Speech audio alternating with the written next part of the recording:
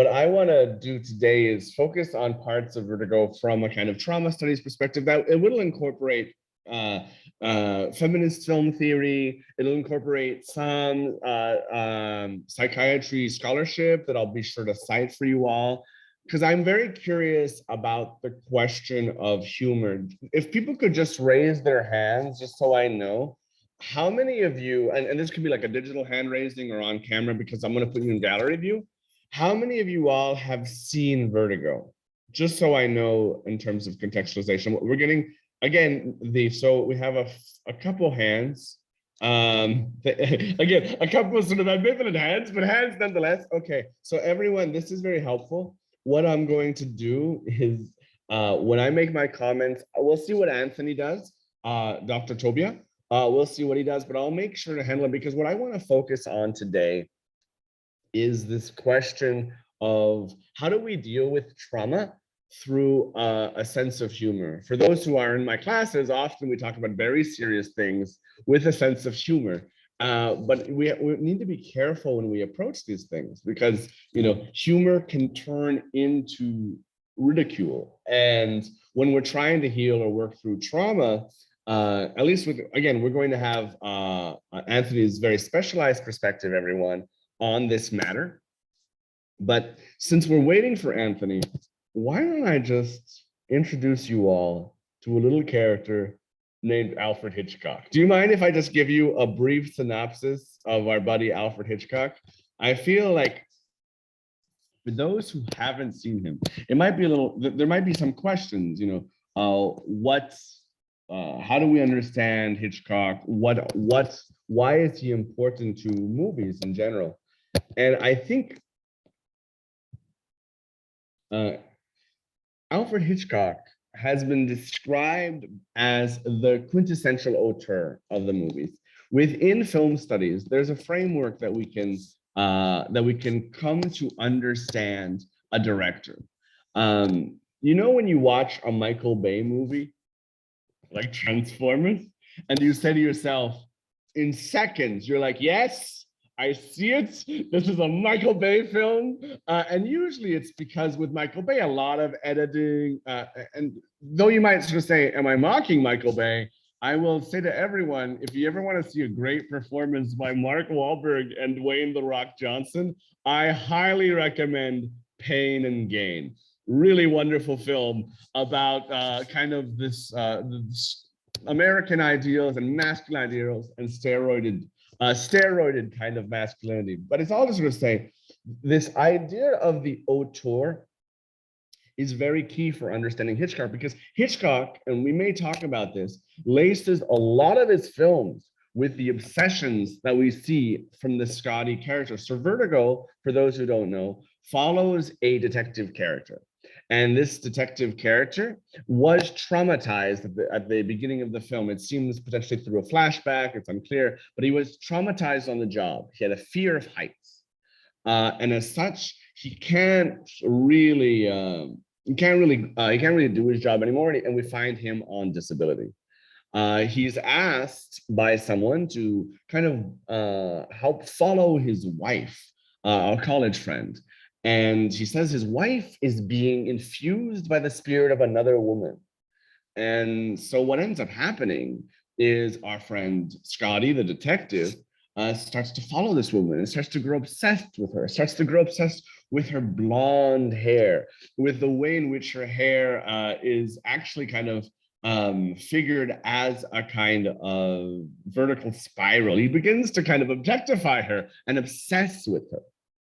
So the thing is, he starts to possibly believe that this woman is indeed what he's been told, which is in some ways the ghostly embodiment of someone who died under, I think, through suicide 100 years prior. The twist, everyone, is that, my goodness, this character who he knows as Madeline, well, he finds out that everything is not what it seems. He's forced to go in the hospital following this death of this Madeline character. He chases her up a bell tower. She seemingly dies. So Once again, his vertigo, his trauma leaves him impotent, unable to fully save another person. Previously, his vertigo caused a partner to die or another policeman to die. Here we have a love dying. So you see kind of the trauma in many ways is making kind of his connection impossible. So the twist of the story is sometime later, he sees this woman who's not a blonde, as Madeline was, but a brunette. He sees her on the streets of San Francisco. She talks differently. She seems different in so many ways, but she seems also very similar. There's an uncanny resemblance. So the film from here is about Scotty constructing this Madeline out of this Judy. As the film progresses, we learn that in fact, Madeline and Judy were the same character. In fact, this was a nefarious plot of some kind for, let's say, insurance purposes, to have Scotty as a witness to this person's death, et cetera, et cetera. There's a lot of plot to get to that point. But the film ends with something very strange happening.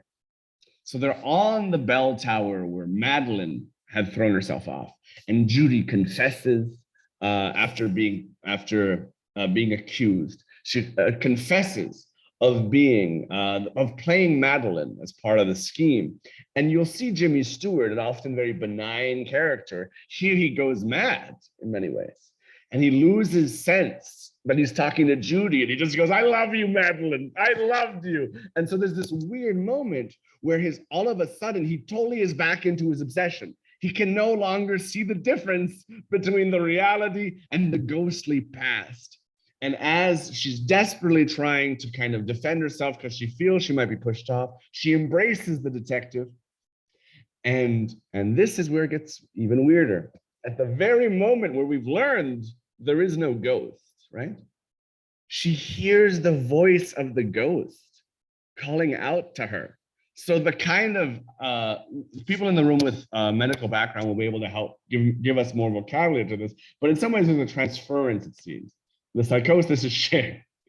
And this Judy Madeline figure sees what she thinks is the ghost. In fact, it's some nun.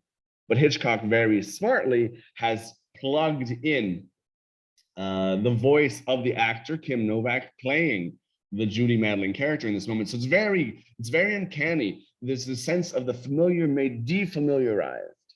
And we have this moment where the character does indeed fall to her death. And in that moment, something strange happens. And the final element of strangeness is a very strange and intriguing film. There's almost a moment of exposure therapy in some ways. Because what happens is Jimmy Stewart, or Scotty, who has been unable to look at heights, looks down and is fully able to see the dead body and fully able to handle the height. He has worked through his trauma, but at the cost of another. So there's a lot of interesting questions here because healing becomes something very insidious, very dangerous in Hitchcock's fascination. And Hitchcock, as a filmmaker, as an auteur, and I'll explain what that means in a second, but it's all to sort of say, oh yeah, and I think for those who someone just asked me in the chat, everyone wanted to send. I believe Anthony said it would be about an hour, but but there'll be a recording available, everybody, from what I understand. So people in my classes and Anthony's class who may want to review this, they'll totally be able to. So so that said, as we have this film about kind of this insidious healing, we have to realize that Hitchcock, in the words of one critic, is obsessed. If you watch his movies, they're very beautiful, very technicolor, very glossy, and there's not a hair out of place typically, you know. But what one scholar had said is that Hitchcock is intrigued about finding the quote unquote stain in the picture postcard of the everyday. So this is a filmmaker that's kind of obsessed with taking beauty, in this case, taking ideal femininity and kind of revealing the monstrous desires and obsessions that undergird it.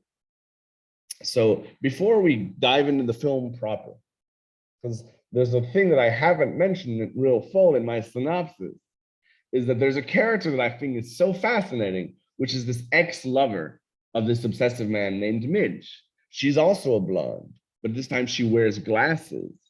And it's interesting to kind of watch in the film, she's trying to use humor to engage with the troubled psychology of this character.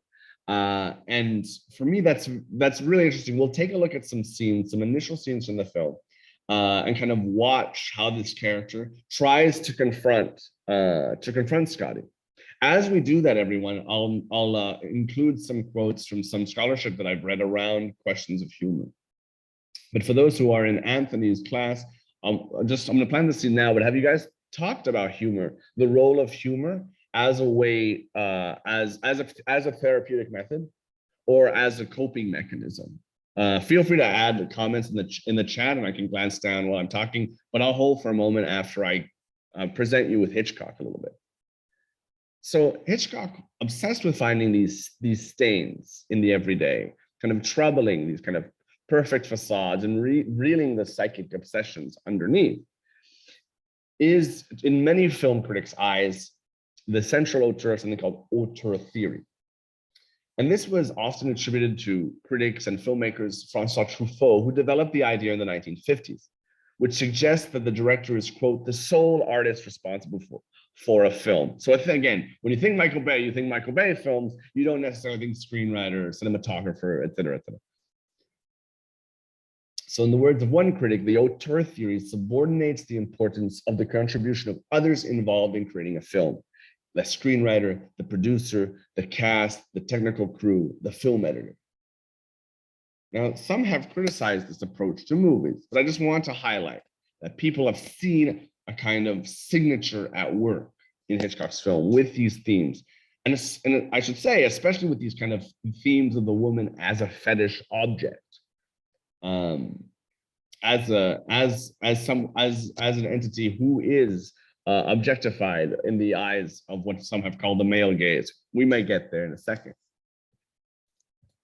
So Truffaut wrote this: I know that many Americans are surprised that European cinephiles, and the French in particular, regard Alfred Hitchcock as a film author or auteur.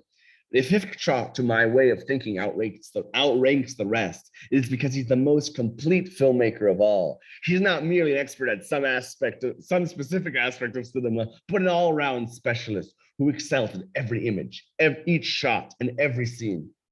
Sounds pretty good, right? He masterminds the construction of the screenplay, as well as the photography, the cutting, and the soundtrack, has creative ideas on everything and can handle anything, and is even, as we already know, expert at publicity. Indeed, he was one of the first filmmakers to really kind of highlight his brand. So think like Christopher Nolan. Do we really want to watch a film of Dunkirk? Or do we go watch Dunkirk, a World War II film, because we know Christopher Nolan is attached? So the important point here is the following. Hitchcock has a distinctive style of his own. He is undoubtedly one of the few filmmakers on the horizon today whose screen signature can be identified as soon as the picture begins. So with that said, I think it's worth looking at, since we don't have Anthony yet in the room. I'm going to show you the first images, the opening sequence of Vertigo. And I want you to ask, how do you understand, if indeed this is an author whose screen signature can be identified as soon as the picture begins? What do you see in the sequence? What do you pick out? Just take notes. Just what are you looking at? What's on the screen? What are you noticing? What is the camera emphasizing?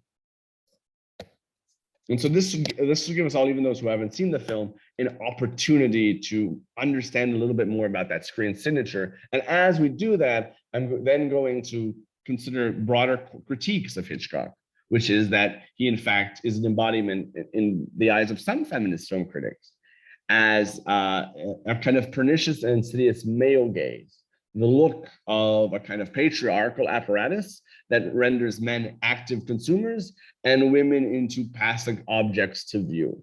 Watching, though, I would say that I think when looking at characters like Midge, who we'll examine together in a second, we start to sort of see those complications. But everyone, for a moment, let's take a look at that opening sequence. Oh my goodness. Anthony, you're in the room? Goodness me, everyone, Anthony's in the room. Here, I'm so sorry. Anthony, I was just pitching everyone on Hitchcock before you came in. So forgive me. I can pause that aside of looking in the opening sequence, and I can let you handle the conversation from here if you like. No, absolutely not. This was wonderful. No, let's keep on going forward the way we are. And I think that there certainly will be times where you could kind of defer to us, and I would be more than happy to kind of get a consensus here about how medically we can view this film through that proverbial psychiatrist lens. Before you actually show this scene, I did have just one comment about this scene or any subsequent scenes that you're going to show. And that is, as much as, you know, this is vintage Hitchcock and there are massive plot twists, just keep in mind and be actively looking at none of these twists being successful unless the main character's mental illness goes either undetected or untreated. That is core to not only this film, but the success of this devious plot, right? So there's some subversive, I think, commentary about the state of mental health in general and the way this particular character, Detective Scotty, in particular. So with that in mind, you're full steam ahead, Fareed, go for it. Okay, thank you so much, Anthony. And yeah, so I love this idea of thinking about the subversive comedy towards mental health. And again, so I'm going to lean in on the on both Anthony as well as on his class, on everyone in the room to help sort of see kind of the medical perspective. But I think this is a great opportunity for us to think about the themes of Hitchcock, which I think you could sort of argue are often tied to the masculine protagonist, to the obsessive masculine protagonist. So we're going to watch two sequences, the two opening moments, and I'm going to ask you, what do you see? What do you notice? What kind of artist signature is being constructed? What kind of obsessions are we starting to see just from the first, I think, two sequences in the film? So everyone, I'm going to share, if it works, of course, I'm going to share the film. Take notes. What do you notice? What do you see? And then following that, we can start to kind of understand, even from these opening moments, that there is potentially an obsessive fetish or within the Hitchcock gaze that I think is going to be interesting as we think about traumatized individuals. And Anthony and co, I'll be curious how we can kind of create a diagnosis around this character played by Jimmy Stewart. Well, let's watch the first two scenes. What do you notice? Oops. Let's watch the scenes not in fast forward, but in normal happy speed.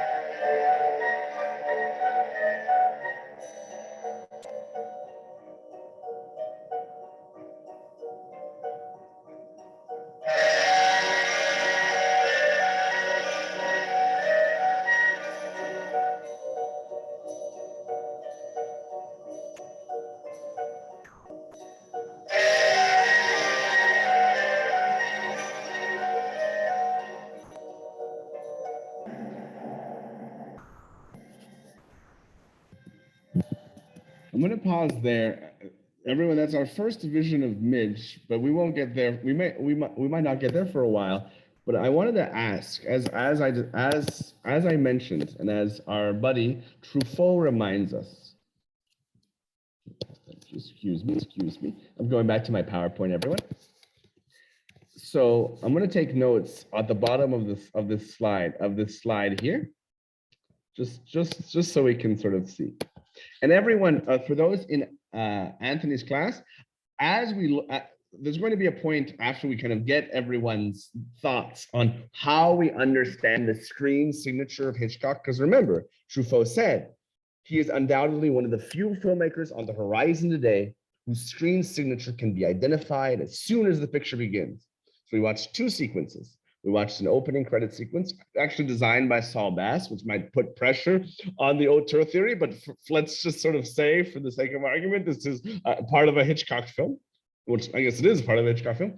And then we saw a scene featuring Jimmy Stewart in the fall. So with that said, can people tell me, what did they notice? What were the elements, even for those who haven't seen the Hitchcock, but just from those first few moments? How would you identify the screen signature of Hitchcock? The visuals, the themes, anything at all about the form, the image, or the sound that stood out to you?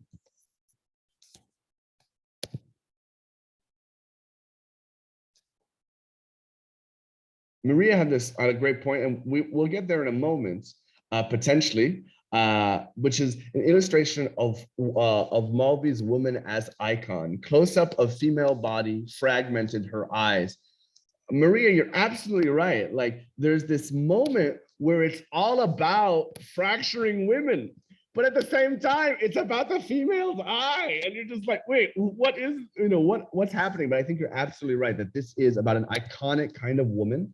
Any other thoughts that anyone else has to share about what they noticed about those first two scenes? Anything else that stood out to kind of understand the kind of aesthetic or formal obsessions or themes of a Hitchcock picture, just from those two sequences? Any other things stand out?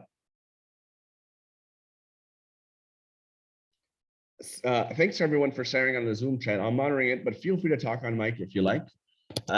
We have these great points where Sarah notes some animation layer to it. Did you notice, Sarah, that the animation, how would you describe, I guess, how would you describe the effect of that animation? What does it do while watching it? You're absolutely right that there's a mixed media. Anthony writes this great point, disorienting. Joshua notes there seems to be an indication of internal chaos with the crazy visuals behind the woman's eyes. It's interesting, Joshua, isn't it, that the woman's eyes is tied to a kind of internal chaos.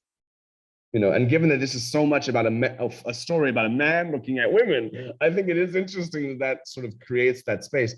Carrie noted dynamic visuals, contrasting colors, unique framing. Ashley noted the eerie background foils the suspenseful or suggests the suspenseful atmosphere. I think you're absolutely right about the eerie background music. And so I'm going to just sort of, now that we're having this really wonderful articulation of this notion of kind of a fractured femininity, internal chaos. And Sarah Z, feel free to share what you think the effect of that animation is, but like this question of disorientation. Maria notes the spiral signal, the circular nature of mental illness feeding on itself. Woo! I'm getting more and more intrigued. I think that's absolutely right. So everyone, now that we've had some great thoughts on that first sequence, we're starting to get those obsessions. Talk to me about the second sequence where we see the fall. What did you notice there? What do you think is the important takeaway about the character potentially? And if going beyond Hitchcock's signature for a moment, since I think again, his male protagonists, we can productively think of them as aligned with Hitchcock vision. But also potentially as female protagonists, but we'll get there in a second. But I'm just gonna hold. How does what is the sequence presenting? Potentially from a medical perspective, everyone, what are we seeing in that moment? How do we describe what's happening to the Scotty Jimmy Stewart character here?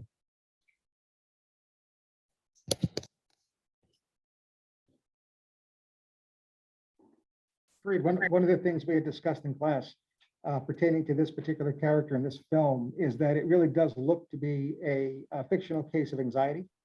And if that's something that meets our provisional diagnosis, then we kind of shift gears a little bit, just the way we do during our clinical interview, and begin to look for specific signs, perhaps scenes that would not only support that, but then maybe delineate which type of anxiety disorder. So that feeling of disorientation, I take the spiral to be synonymous with the iceberg metaphor posed by Freud, which a spiral, again, has a tip depending on your perspective.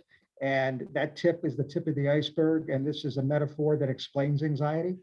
Again, in textbooks 101 in our psychology courses. Given what actually happens, now we pull from content of the movie, not process, but content. We actually see a figure witness a traumatic event. And quite frankly, as much as he's hanging off that building, experiencing a traumatic event, which can delineate the particular type of anxiety disorder that this movie may actually be a fictional case about. I love this notion of this reminder of experiencing a traumatic event, Anthony. Like I think both, and this question of anxiety at work. I'm wondering too, and as I'll hold for a moment, Anthony, just to sort of see do people both within and without Anthony's class, how do you sense from that moment any further delineations towards an anxiety disorder? How do we understand that the trauma is being visualized in that moment? Any further additions to the great reading that Anthony has begun to offer us there?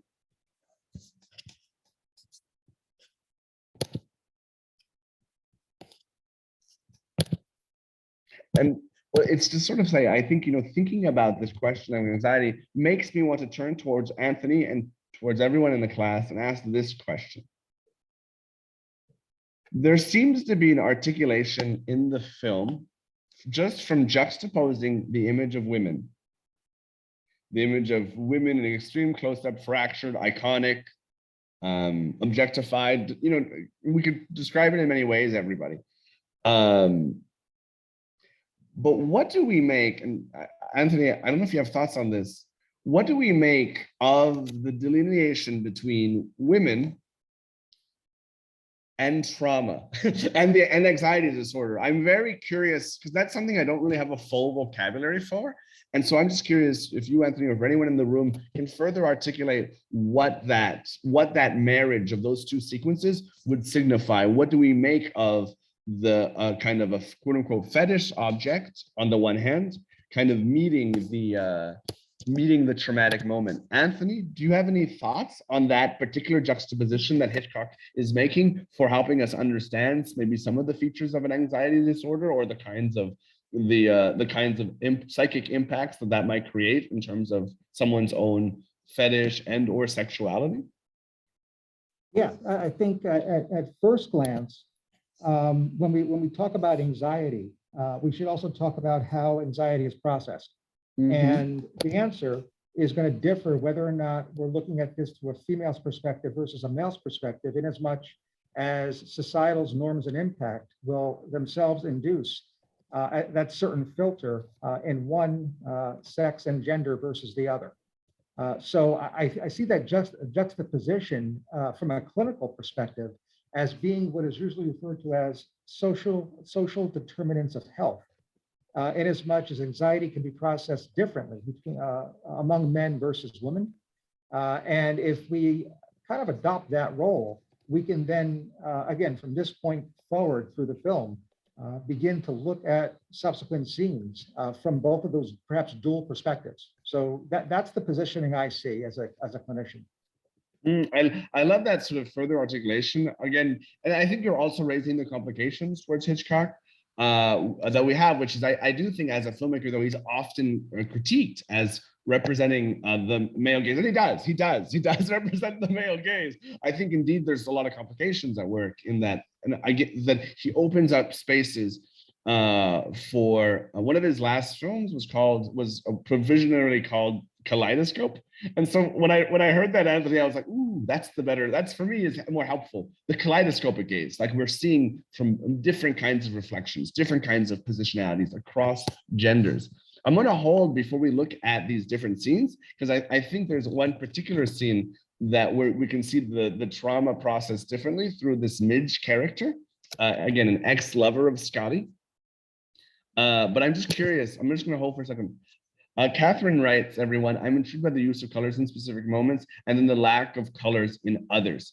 So maybe we can use that moment, Catherine, to kind of swing to another question that we have, which is so often, Anthony and everyone, there is a suggestion of the way in which women, particularly women that Scotty is obsessed with, again, someone dealing with an anxiety disorder, as Anthony, you've so helpfully described. He mentioned some phobias that he has at the beginning of the film, or near the beginning of the film. But Catherine, for those who haven't seen the movie, the obsession is often punctuated by changing colors of light. For instance, and if you don't mind, everyone, I'm going to throw to you again, Anthony, with a specific question to you and your class. But I just think this visualization I find pretty stunning, and at the same time, I don't have a full language to articulate. That's why your disciplinary perspective is so valuable, and that's why thinking about film as a nexus, everyone, of disciplines. Again, we can study so much through a movie. So I'm going to show you just how this character is framed. This figure that he will be obsessed with. Notice the shifting light and a shifting color, to Catherine's point. So they're in a bar. He's following her. He's been tasked to follow this woman. So you see, everything's fine. Notice we're kind of in a grounded reality. Everyone, a vibrant one, obviously, but it doesn't seem particularly dreamlike at this juncture. This packed restaurant. And now we begin to focus on the obsession. I'm gonna play just for time, just a little faster.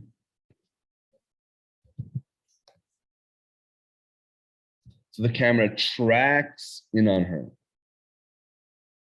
Oh, there's a suggestion from that cut, everyone, that the camera is aligned with, even though, again, the positionality doesn't quite work logically, but again, there's this invitation by Hitchcock to think about the camera as adopting a particular gendered gaze, a male gaze, at least in this scene.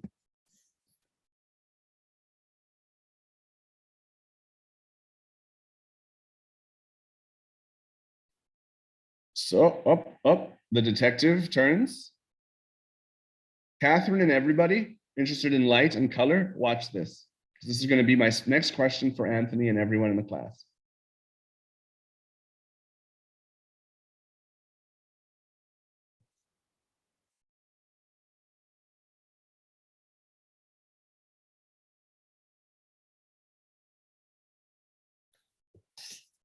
Catherine and everyone, did you notice that pulsation of color?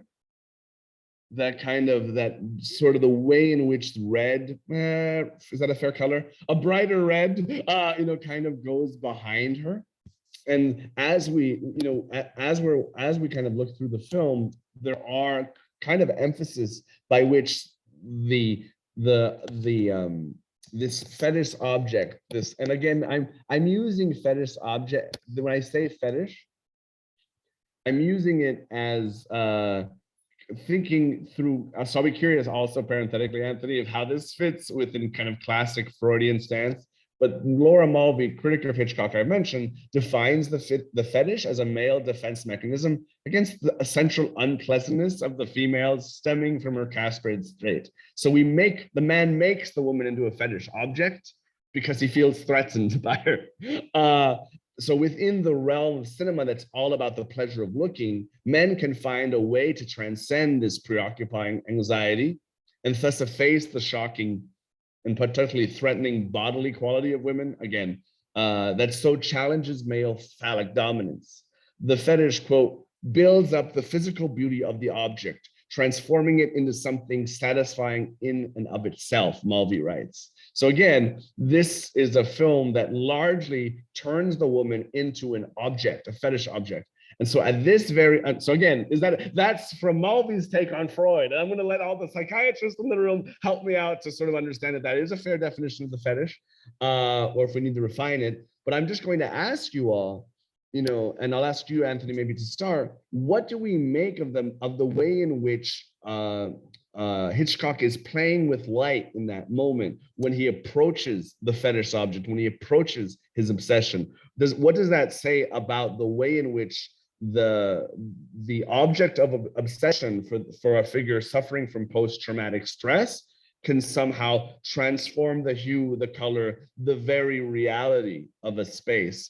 Anthony, do you have thoughts on that? Yeah, so a couple of things. One, in terms of the definition of a fetish object, I think consistent with Freudian theory, there is a lot of support for this, even though I'm not sure I'd use the exact same terminology. What's kind of being described is almost the male counterpart of castration anxiety. I probably would kind of exchange the Freudian concept of castration anxiety with what is it Mulvey is considering to be the fetish object. When we use the F word in psychiatry, and for those sitting for psychiatric shelf exams, fetish really takes on a completely different meaning. This is a clinical term that is parked in the sexual disorders chapter, where a particular object becomes the obsession of someone, usually males, that results in sexual gratification. So it's much more concrete when it's used as a diagnostic term that itself is categorized within the sexual disorders chapter. Now, Freud, again, has a lot to say about the fetish object as it exists for a sexual disorder. What I hear being described here, and then we'll get to why the color change, is, I think, what Freud really discussed as part of castration anxiety. And my gut, and again, this is only my interpretation, is that change in color is symbolic of a particular male character's further delving into their subconscious or unconscious. It's that warning that it flashes on the screen as that particular character delves deeper into their subconscious and perhaps subconscious id, that impulsive nature that we all share. I love it. I love that reading, and I'm going to ask, and I'll hold for a second, everyone. Once Anthony and I've complete this exchange, just to sort of see, I'll process some of your great Zoom commentary as we continue to work through this question. Again, remember, we're working towards this question. So we're passing through this question of the fetish, and we're getting a particular definition. So I appreciate your refinement, and Anthony, of what kind of how can we think of this moment in this particular object used for sexual gratification. And I do think it is interesting, Anthony, that there is a real alignment between trauma and the fetish object in the film. That I find like, what does that mean about the kind of sexuality on display? Again, sexuality for those suffering trauma, for those who may have an anxiety disorder. But you note about, I love this notion, thinking about the castration anxiety, the way in which the change in colors serves as a particular warning from the subconscious, the id, as we approach this object that is tied to so many perhaps repressed psychic impulses. So I really love that definition. I'm going to hold for a moment, anyone, to just sort of see if anyone else, I'll process some of your great commentary, but I'm just going to hold. Does anyone have any responses to I or Anthony's reading or commentary around this particular sequence that they'd like to share on mic? Or I'll be monitoring the Zoom while I'm holding for a moment. I have a comment on fetishes. I do agree that fetishes might be like these raw sexual objectifications, but the way it was being defined before doesn't really seem that accurate. That men are subconsciously, I guess, challenged by the bodily qualities of women. Have to like convince themselves that they're attracted to them, and then have to like fetishize them in order to, get over that challenge of being intimate. Like that seems like what seems like it would be a disorder if you had to do that. I feel like it's more, I feel like there are inherent drives, the animalistic drives between men and women that take precedence over any like sexual objectification. to get over it. Freed, were you able to hear that? I heard a lot of it, but could you just summarize it for us? Just summarize that great point, just to make sure everyone in the room has heard. Yeah, the general idea was that there seems to be some discord between what the American Psychiatric Association would define as a fetish, right? Which perhaps is oversimplified, but is published in the latest revision of the DSM. And that way it is described or defined through Mulvey. And I agree with you. I think the way that we heard it described is really more consistent with the definition of what we know in the medical field as castration anxiety. So I feel agree with you. In the context of a film discussion, we're pretty much interchanging terms of fetish object and castration anxiety, which in clinical venues we may not do. We'll reserve clinical term of fetish to be consistent with the way the APA describes and defines it, as published in the DSM-5. But for purposes of a discussion, a joint discussion with Texas Tech University, we're probably going to exchange or interchange those terms, fetish object, and castration anxiety, but I think it's more defining of castration anxiety. By the way, just a quick thought as well as Freed. In as much as that highlight of color, that surge of color might be highly symbolic here, it really, again, thinking like a clinician, if that is the case, what a wonderful script that's beginning to be written for Vertigo, the prequel, where we see Scotty as a young child with his mother. We think, the phallic stage around 5 years of age. That's where this movie would start if it were to be produced. And so I would sort of say I love that. First off, I also love everyone's sort of note to be careful about using kind of and I think again the medical having a firmer medical terminology in terms of encountering these sort of foundational psychoanalytic terms that that I or Mulvey kind of maybe using quite loosely or with a kind of easy interrelation between castration anxiety and the fetish object. I just think it's a reminder, everyone, that again, if we can bring our lenses together, we can strengthen our analytical eye, and that's why it's so valuable to to share the medical perspective. And I would sort of say, in addition to that, so thank you so much for the person who spoke in the room for elaborating further on that definitional question.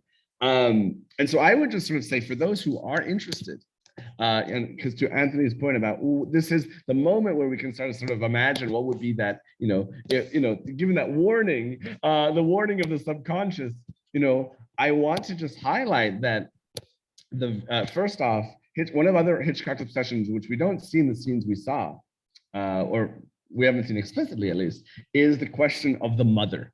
So, Psycho, as an example, is about a man who kills his mother. There's some suggestion that they might have an abusive and or incestuous relationship. But he kills his mother, kind of takes over her persona. Spoiler, I apologize. But it's all to sort of say, like, Anthony, this first interaction with Midge, again, his ex-lover, who in many ways fits now I'm going to be very careful about saying his fetish for women or what his fetish would be. So I'll just sort of say fits this kind of the contours of a femininity that we learn that Scotty really enjoys, which is blonde women. But again, so you see her here, everyone. And this is a very playful scene where, but you'll notice some elements are interesting. For instance, there's a brassiere on the right side of the frame, everybody. And there's also, because this woman is a lingerie designer or an undergarment designer. So there's all these fractured women that are being proposed to us in this sequence. Apologies for the pixelation, but as you watch the scene, you get a lot of sense that this ideal of women that the film is proposing is in some ways socially constructed. Or at least socially reinforced, and that the woman herself is part of an apparatus that socially reinforces that. But I wanted to highlight this scene, not only to talk a little bit more about my other concern with the film, which is, again, how do we use humor as a therapeutic tool? And potentially a thought therapeutic tool. But Anthony, I don't know if you remember when Midge, the ex-lover, and our buddy Scotty are talking with each other. They make jokes about each other, where they talk about they refer to each other as mother and son. So he tells her at some point, "Don't be so motherly." And then when he approaches that brassiere or that bra that we see here, and he asks her about it, at some point, let's see, he when he approaches her, okay, you'll hear the line, everyone.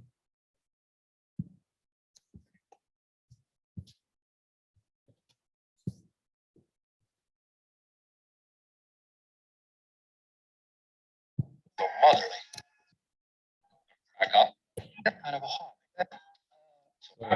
I'm curious, given that you're reminding us about the prequel, before we talk about Midge, the therapist or the thought therapist, as it were, or I'm curious, Anthony, everyone in the room, what do you make of these references to, in potentially in psychoanalytic or psychiatric terms, this kind of joking reference that the film is making to questions of mother and son?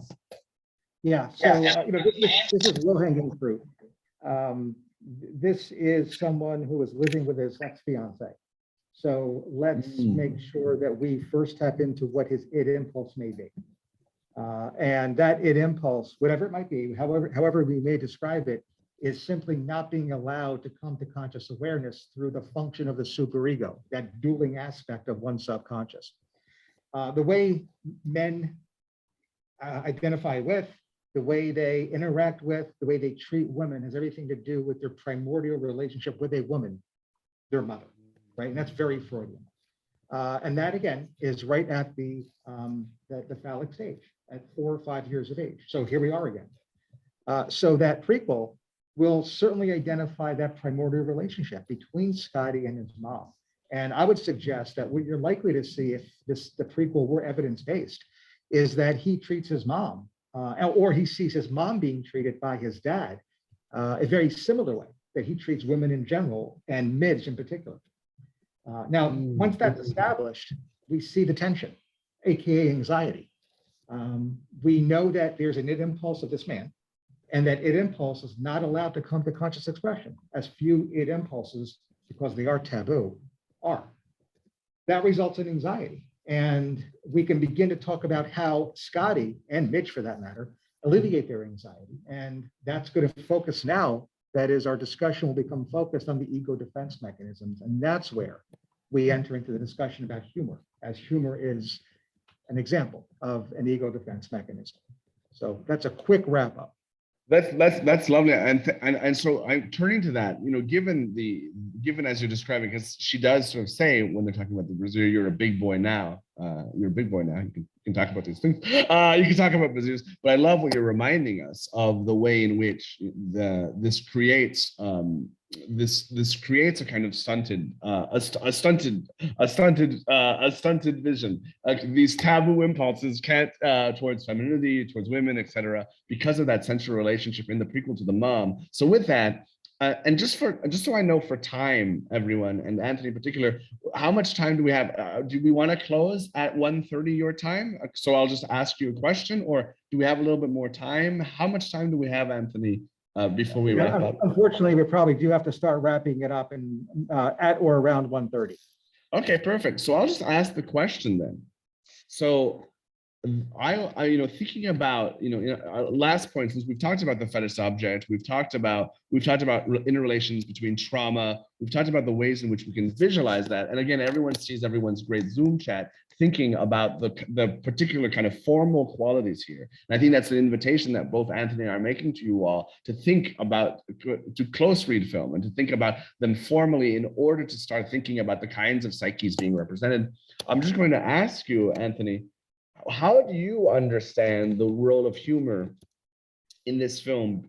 Midge is often joking. She, at some point, makes a kind of faux tableau of herself in the kind of idealized position of the woman that she is emulating. She paints a portrait of herself that emulates a portrait that recalls the ghosts of Carlotta that Madeline seems to embody. So I'm just wondering, a lot of my research related to this question of humor was very careful in suggesting that humor is quite dangerous, whether it's gallows humor, black humor, as a therapeutic tool, in part because it, how does one put the point?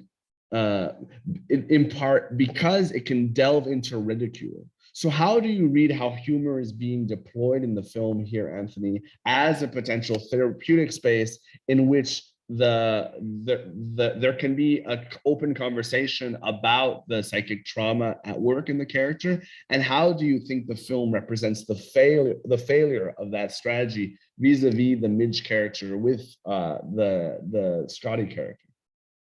Yeah, I think the discussion really starts with identifying humor as but one example of an ego defense mechanism. Again, these mechanisms exist as subconscious processes that alleviate anxiety. Anxiety, the result of friction between what we want to do, our id, and what we are allowed to do, our superego. Way back when, George Vaillant classified these defense mechanisms among 4 groups, one of which he called mature.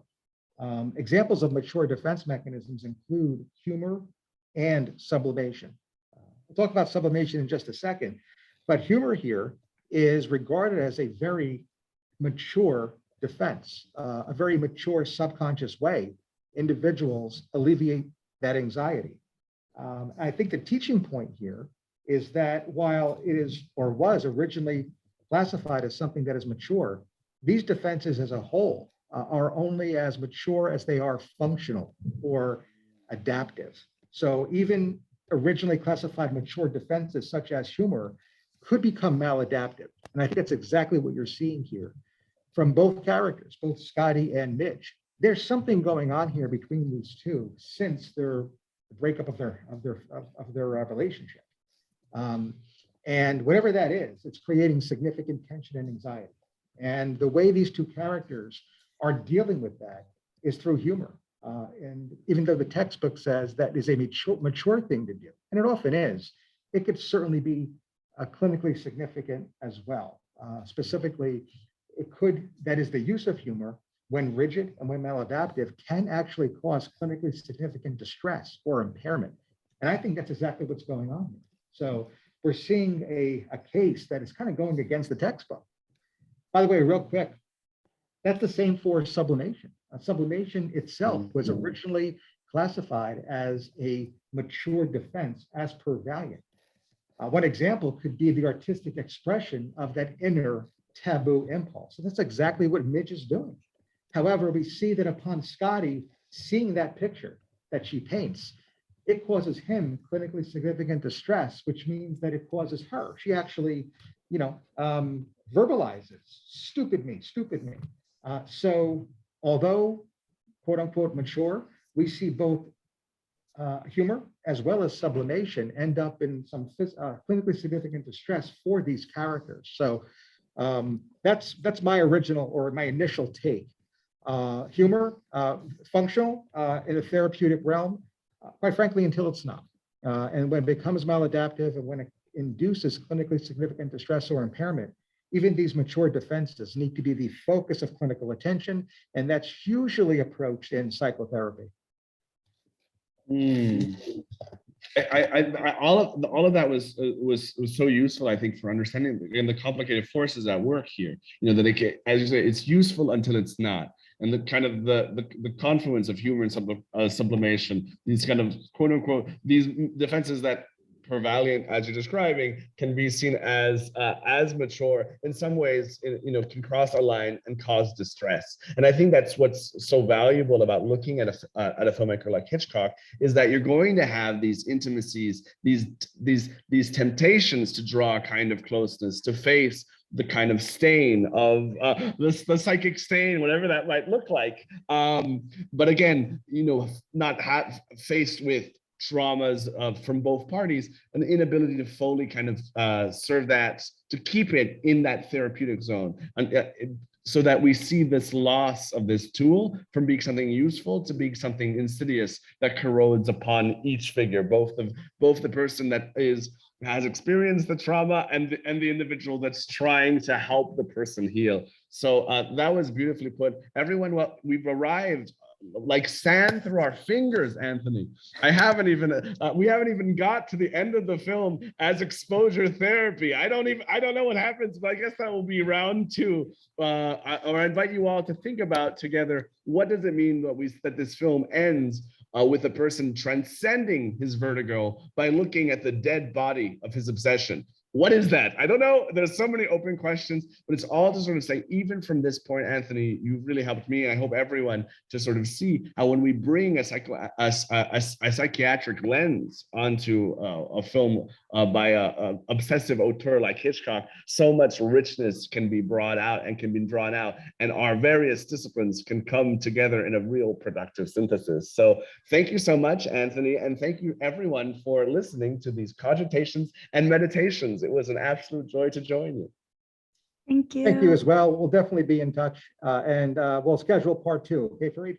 Oh, that's cute. Oh, that makes me so happy. Then we can talk more about the prequel and the sequel to Vertigo. Thank you so much, Anthony. You're very welcome. Thank you. Bye-bye. Ciao.